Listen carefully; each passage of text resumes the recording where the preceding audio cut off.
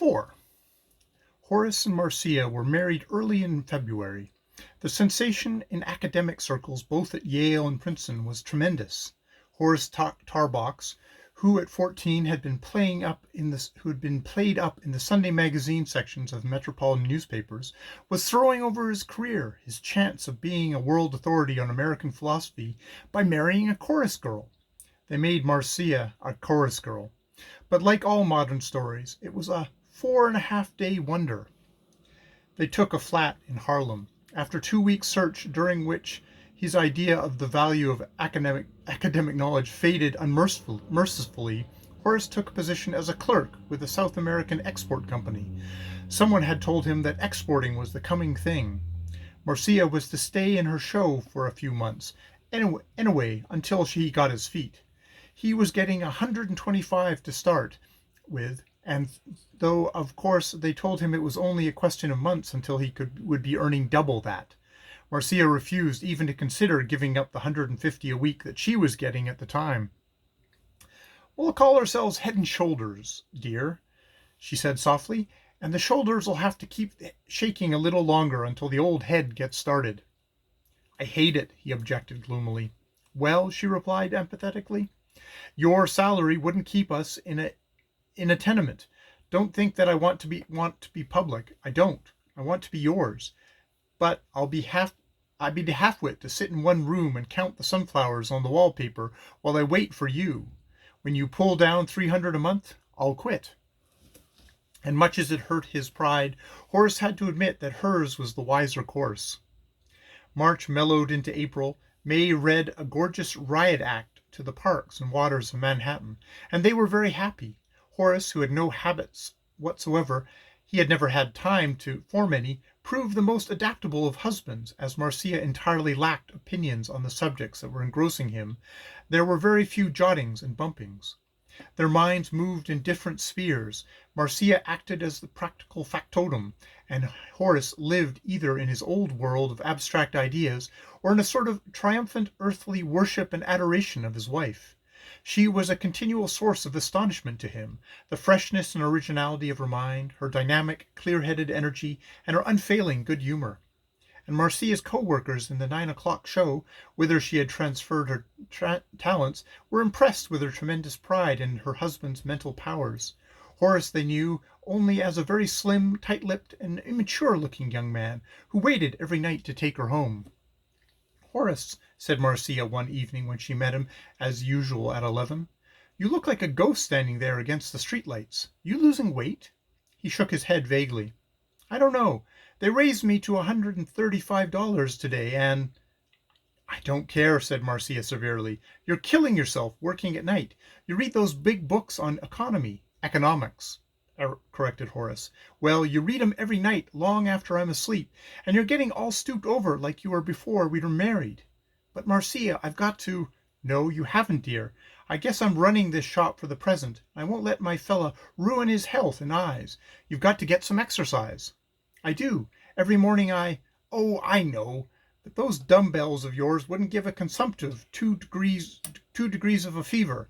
I mean real exercise. You've got to join a gymnasium. 'Member you told me you were such a trick gymnast once that they tried to get you out for the team in college, and they couldn't because you had a standing date with Herb Spencer." "I used to enjoy it," mused Horace, "but it would take up too much time now." "All right," said Marcia. "I'll make a bargain with you. You join a gym, and I'll read one of those books from the brown row of 'em." "Pepys' Diary? Why, that ought to be enjoyable. He's very late." "Not for me, he isn't, but it'll be like digesting plate glass. But you've been telling me how much it'll broaden my lookout. Well, you go to gym 3 nights a week, and I'll take one big dose of Sammy." Horace hesitated. "Well, come on now. You do some giant swings for me, and I'll chase some culture for you." So Horace finally consented, and all through the baking summer he spent 3 or sometimes 4 evenings a week experimenting on the trapeze in Skipper's gymnasium. And in August he admitted to Marcia that it made him more capable of more mental work during the day. "Mens sana in corpore sano," he said. "Don't believe in it," replied Marcia. "I tried one of those patent medicines once, and they're all bunk. You stick to gymnastics." One night in early September, while he was going through one of his contortions on the rings in the nearly deserted room, he was addressed by a meditative fat man whom he had noticed watching him for several nights. "Say, lad, do that stunt you were doing last night." Horus grinned at him from his perch. "I invented it," he said. "I got the idea from the fourth proposition of Euclid." "What circus he with?" "He's dead." "Well, he must have broke his neck doing that stunt. I sat here last night thinking sure you was going to break yours." "Like this?" said Horus, and swinging on to the trapeze he did his stunt. "Don't it kill your neck and shoulder muscles?" "It did at first, but inside of a week I wrote the quote errata demonstratum on it." Horus swung idly on the trapeze. "Ever think of taking up professionally?" asked the fat man. "Not I." "Good money in it if you're willing to do stunts like that, and you can get away with it." "Here's another," chirped Horus eagerly, and the fat man's mouth dropped suddenly agape as he watched this pink-jerseyed Prometheus again defy the gods and Isaac Newton. The night following this encounter, Horus got home from work to find a rather pale Marcia stretched out on the sofa waiting for him. "I fainted twice today," she began without preliminaries. "What?" "Yep, you see, baby's due in 4 months now. Doctor says I ought to have quit dancing 2 weeks ago." Horus sat down and thought it over. "I'm glad, of course," he said pensively. I'm glad that we're going to have a baby, but this means a lot of expense." "I've got 250 in the bank," said Marcia hopefully, "and 2 weeks' pay coming." Horus computed quickly. "Inducing my salary, that'll give us nearly 1,400 for the next 6 months. Marcia looked blue. "That's all? Of course I can get a job singing somewhere this month, and I can go to work again in March." "Of course nothing," said Horus gruffly. "You'll stay right here. Let's see now. There'll be doctor bills and nurse beside the maid. We've got to have some more money." "Well," said Marcia wearily, "I don't know where it's coming from. It's up to the old head now. Shldrs is out of business." Horus rose and pulled on his coat. "Where are you going?" "I've got an idea," he answered. "I'll be right back." 10 minutes later, as he headed down the street towards Skipper's gymnasium, he felt a placid wonder, quite unmixed with humor, at what he was going to do. How he would have gaped at himself a year before. How every one would have gaped. But when you open your door at the rap of life, you let in many things. The gymnasium was brightly lit, and when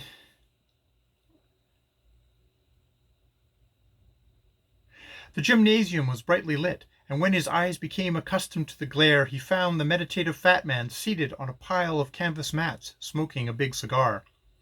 "Say," began Horus directly, "were you in earnest last night when you said I could make money on my trapeze stunts?" "Why, yes," said the fat man in surprise. "Well, I've been thinking it over, and I believe I'd like to try it. I could work at night and on Saturday afternoons, and regularly if pay is high enough." The fat man looked at his watch. "Well," he said, "Charlie Paulson's the man to see. He'll book you inside of 4 days, once he sees you work out. He won't be in now, but I'll get a hold of him for you tomorrow night." The fat man was as good as his word. Charlie Paulson arrived next night and put in a wondrous hour watching the prodigy swap through the air in amazing parabolas, and on the night following he brought 2 aged men with him who looked as though they had been born smoking black cigars and talking about money in low, passionate voices. Then, on the succeeding Saturday, Horus Tarbox's torso made its first professional appearance in a gymnastic exhibition at the Coleman Street Gardens. But though the audience numbered nearly 5,000 people, Horus felt no nervousness. From his childhood he had read papers to audiences, learned that trick of detaching himself. "Marcia," he said cheerfully later that same night, "I think we're out of the woods. Paulson thinks he can get me an opening at the Hippodrome, and all that means an all-winter engagement. The Hippodrome, you know, is a big—" "Yes, I believe I've heard of it," interrupted Marcia, "but I want to know about this stunt you're doing. It isn't any spectacular suicide, is it?" "It's nothing," said Horus quietly, "but if you can think of a nicer way of a man killing himself than taking a risk for you, why, that's the way I want to die." Marcia reached up and wound both arms tightly round his neck. "Kiss me," she whispered, "and call me dear heart. I love to hear you say dear heart.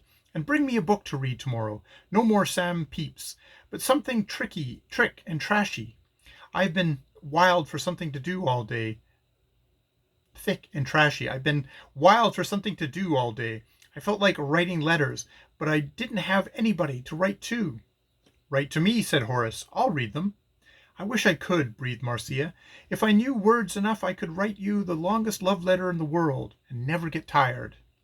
But after 2 more months, Marcia grew very tired indeed, for a row of nights it was a very anxious, weary-looking young athlete who walked out before the hippodrome crowd.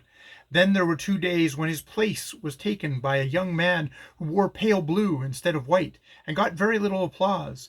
But after 2 days Horace appeared again, and those who sat close to the stage remarked an expression of beatific happiness on that young acrobat's face, even when he was twisting breathlessly in the air and the middle of his amazing and original shoulder swing. After that performance, he laughed at the elevator man and dashed up the stairs to the flat 5 steps at a time, and then tiptoed very carefully into a quiet room. Marcia, he whispered. Hello. She smiled up at him wanly. Horace, there's something I want you to do. Look in my top bureau drawer and you'll find a big stack of paper. It's a book, sort of, Horace. I wrote it down in these last 3 months while I've been laid up. I wish you'd take it to that Peter Boyce Wendell who put my letter in his paper. He could tell you whether it would be a good book. I wrote it just the way I talk, just the way I wrote that letter to him. It's just a story about a lot of things that happened to me. Will you take it to him, Horace? Yes, darling. He leaned over the bed until his head was beside her on the pillow, and began stroking back her yellow hair. Dearest Marcia, he said softly. No, she murmured. Call me what I told you to call me. Dear heart, he whispered passionately. Dearest heart. What'll we call her? They rested a minute in happy, drowsy content, while Horace considered. We'll call her Marcia Hume Tarbox, he said at length. Why the Hume? Because he's the fellow who first introduced us. That so? She murmured, sleepily surprised. I thought his name was Moon. Her eyes dowsed, and after a moment the slow, lengthening surge of the bedclothes over her breasts showed that she was asleep. Horace tiptoed over to the bureau, and opening the top drawer, found a heap of closely scrawled, lead-smeared pages. He looked at the first sheet. Sandra Pepys, syncopated by Marcia Tarbox. He smiled. So Samuel Pepys had made an impression on her after all. He turned a page and began to read. His smile deepened. He read on. Half an hour passed, and he became aware that Marcia had wakened and was watching him from the bed. Honey, came in a whisper. What, Marcia? Do you like it? Horace coughed. I seem to be reading on. It's bright. Take it to Peter Boyce, Wendell. Tell him you got the highest marks in Princeton once, and that you ought to know when a book's good. Tell him this one's a world beater. All right, Marcia, Horace said gently. Her eyes closed again, and Horace crossed over and kissed her forehead, stood there for a moment with a look of tender pity. Then he left the room. All that night, the sprawly writing on the pages, the constant mistakes in spelling and grammar, and the weird punctuation danced before his eyes. He woke several times in the night, each time full of a welling, chaotic sympathy for this desire of Marcia's soul to express itself in words. To him there was something infinitely pathetic about it, and for the first time in months he began to turn over in his mind his own half-forgotten dreams. He had meant to write a series of books, to popularize the new realism as Schopenhauer had popularized pessimism, and William James pragmatism. But life hadn't come that way. Life took hold of people and forced them into flying rings. He laughed to think of that rap at his door, the diaphanous shadow in Hume, Marcia's threatened kiss. And it's still me, he said, aloud in wonder as he lay awake in the darkness. I'm the man who sat in Berkeley with Tremedy to wonder if that rap would have actually existed had my ear not been there to hear it. I'm still that man. I could be electrocuted for the crimes he committed. Poor gauzy souls trying to express ourselves in something tangible. Marcia with her written book, I with my unwritten ones, trying to choose our mediums and get them taking what we get, and being glad.